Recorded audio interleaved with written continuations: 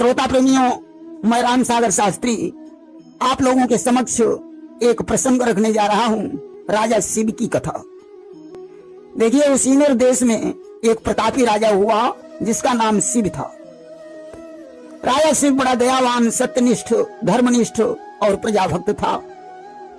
99 यज्ञ पूर्ण करने के पश्चात राजा 100वें यज्ञ की तैयारी कर रहा था। किन्नर शिव का यज्ञ विधान यहाँ ज्यों ज्यों शांति पर आ रहा था, त्यों त्यों भय से इंद्र का वहां सिंहासन हिला जा रहा था। उसकी यज्ञ की तैयारी से इंद्र का इंद्रासन हिलने लगा। सिंहासन जाने के भय से इंद्र ने राजा का सत्य दिखाने के लिए अग्निदेव को कबूतर बनाया और स्वयं बाज का रूप धारण किया। राजा शिव की परीक्षा लेने के लिए उस कबूतर का पीछा किया कि कबूतर बने अग्नि महाराज, बाज बन गए इंद्र अधिराज। जांचने को निकले, जांचने को निकले। आज आगे आगे कबूतर है, उसके पीछे पीछे बाज उड़ रहा है कि सर सर सर सर दोनों उड़ गए आगे पीछे हो करके। राजा शिव की भरी सभा में आए दोनों उतर करके, और जहां पर बैठा सभी समाज कबूतर देने लगा जवाब। जांचने को निकले, जांचने को निकले। राजा शिव सभा में बैठा हुआ था। इधर बाज ने झपेटा मारा। कबूतर भयभीत होकर राजा की गोद में कूद पड़ा और बोला, राजन मेरी रक्षा करो, अन्यथा यह आवाज मुझे मार डालेगा।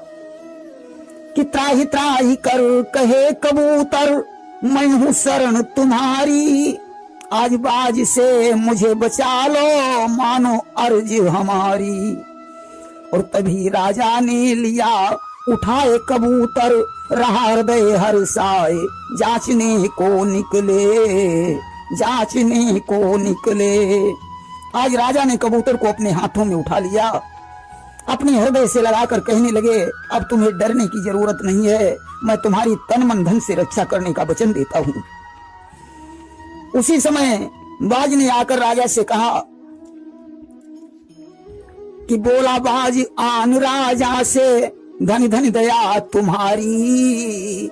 मेरा भोजन छीन हाथ से, करते तुम रखवारी। बाज ने कहा, महाराज आप जिस कबूतर पर दया दिखा रहे हो वह हमारा भोजन है, और आपको यह भी मालूम है कि जीवों का जीव ही आहारी है। इस दया से एक जीव की जहां जान बच रही है, वहीं दूसरे जीव की भूख से मौत हो रही है। किसी भी बोले तेरे लिए हाजिर है यह माथ, पर शरणागत छोड़ना नहीं हमारे हाथ। राजा शिव ने कहा, बाज कबूतर हमारा शरणागत है, यदि मैं इसे ठुकराता हूं तो बहुत बड़ा पाप होगा। इस कबूतर के बदले तुम जो कुछ तुम्हें चाहिए वह हमसे मांग सकते हो।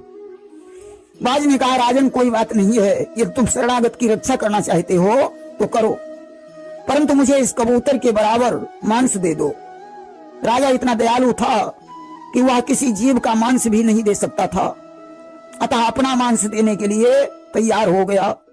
आज उसने भरी सभा में मांस तौलने के लिए कांटा मंगवाया, एक पलड़े में कबूतर को रखा और दूसरे में काट काट कर अपना मांस चढ़ाने लगा।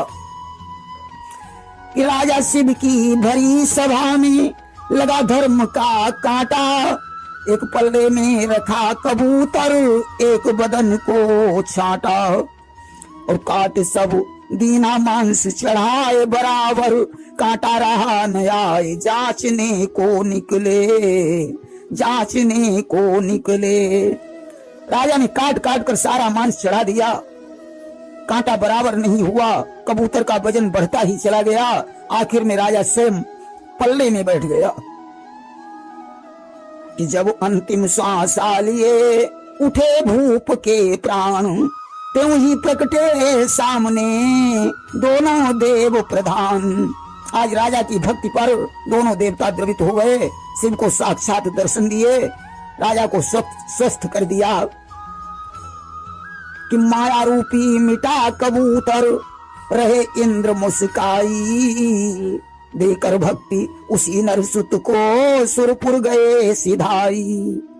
अटल भक्ति का वरदान देकर दोनों देवता अंतर ध्यान हो गए। प्रेम से बोलिए वृंदावन बिहारी लाल की जय।